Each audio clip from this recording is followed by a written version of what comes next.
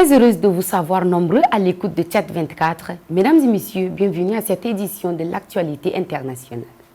Les États-Unis ont gravement compromis le consensus atteint lors des négociations économiques et commerciales Chine-États-Unis à Genève en introduisant successivement de multiples mesures restrictives discriminatoires contre la Chine, a déclaré lundi le ministère chinois du Commerce.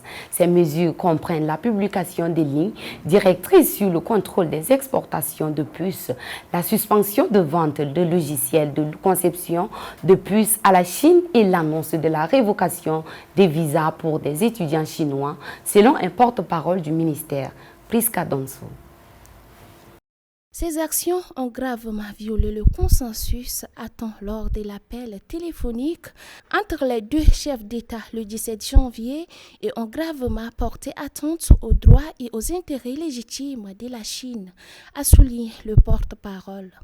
Les États-Unis ont unilatéralement et à plusieurs reprises provoqué de nouvelles frictions économiques et commerciales, exacerbant l'incertitude et l'instabilité des relations économiques et commerciales bilatérales, selon le porte-parole. Au lieu de réfléchir à leurs propres actions, les États-Unis ont accusé sans fondement la Chine de violer le consensus, une affirmation qui déforme grossièrement les faits. La Chine rejette fermement ces accusations infondées, a fait remarquer le porte-parole. Notons que la Chine a annulé ou suspendu les mesures tarifaires et non tarifaires adoptées en réponse aux tarifs réciproques américains. Le porte-parole a souligné que la Chine a agi de manière responsable en prenant au sérieux le consensus atteint lors des pourparlers de Genève, en les mettant en œuvre de manière rigoureuse et en leur défendant activement.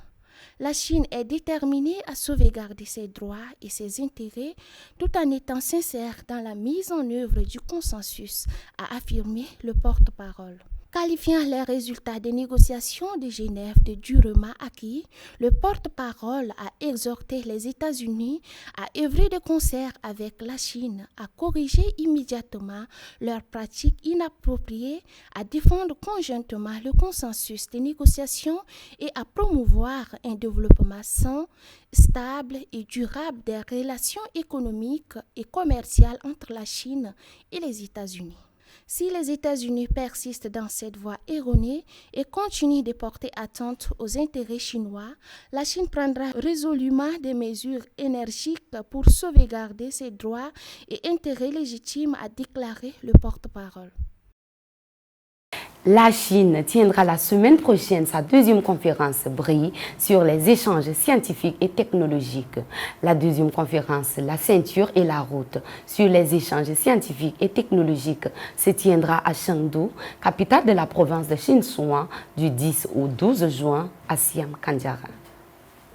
Selon les dispositions prises, la deuxième conférence de la ceinture et la route sur les échanges scientifiques et technologiques se tiendra à Chengdu, dans le Sichuan, du 10 au 12 juin.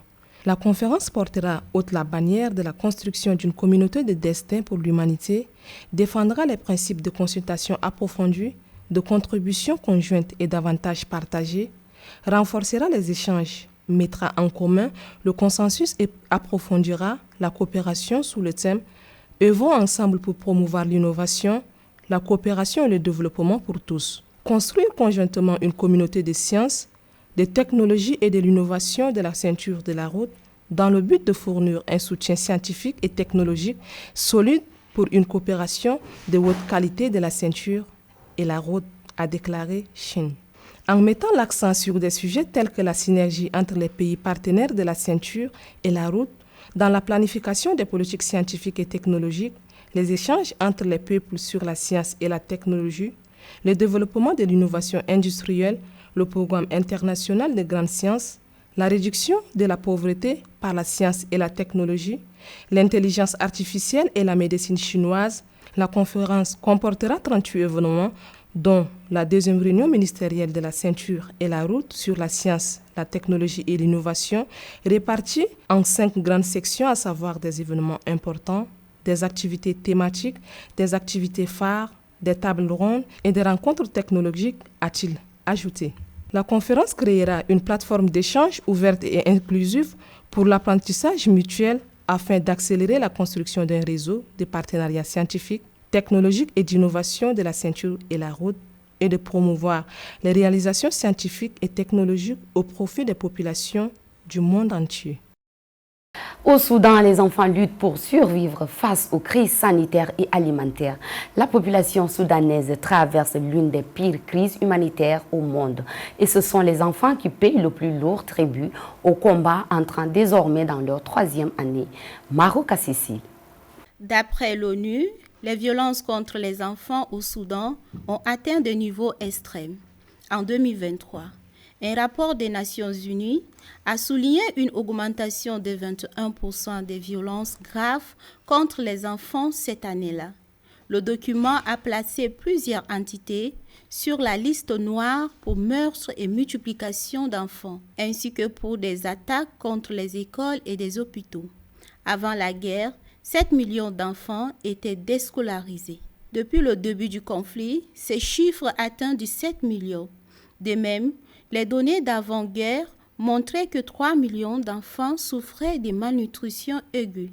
Aujourd'hui, ce nombre avoisine les 4 millions, a déclaré Mandeb O'Brien, représentante de l'UNICEF au Soudan.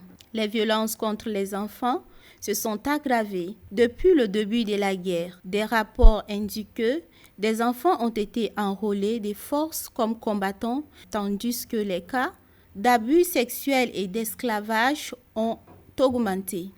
Nous avons vérifié des dizaines de cas d'enfants forcés par les FSR à rejoindre le conflit. Certains sont rentrés chez eux, d'autres ont été tués lors des combats et beaucoup ont été kidnappés. L'ampleur de la violence est immense et terrifiante. Une collaboration massive est nécessaire pour éviter une crise plus grave, a affirmé Abdelkadir Abou, secrétaire général du Conseil national soudanais pour le bien-être de l'enfant. Les efforts internationaux de médiation pour mettre fin au conflit au Soudan n'ont pas porté de fruits. À travers le pays, des millions de personnes continuent de subir les conséquences des violences persistantes.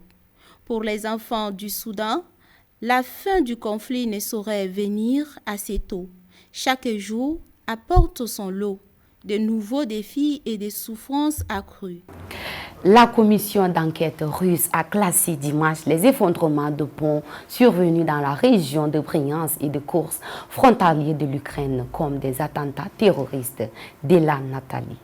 Sur instruction du président de la commission d'enquête, la Direction générale d'enquête a ouvert des enquêtes pénales concernant les explosions survenues sur les lignes ferroviaires des régions de Bryansk et de Kursk. Ces incidents ont été qualifiés d'actes terroristes, a déclaré Svetlana Pentroko, porte-parole de la commission. Les deux ponts des régions voisines se sont effondrés samedi soir, tuant 7 personnes en blessant des dizaines d'autres et provoquant le déraillement d'un train de voyageurs et d'un train de marchandises. Les deux incidents se sont produits à quelques heures d'intervalle. Le 31 mai 2025 à 22h50, c'est la section ferroviaire de Vikoniti-Pilchino dans la région de Bryansk. Une explosion a provoqué l'effondrement d'un pont routier. L'explosion a provoqué le déraillement d'un train de voyageurs avec 388 personnes à bord, faisant 7 morts et 66 blessés, a déclaré le gouverneur de Bryansk, Alexandra Bogomaz. Par ailleurs, une autre explosion sur un pont ferroviaire dans la région de Kursk a provoqué la chute d'un train de marchandises sur la route, blessant le conducteur et des assistants.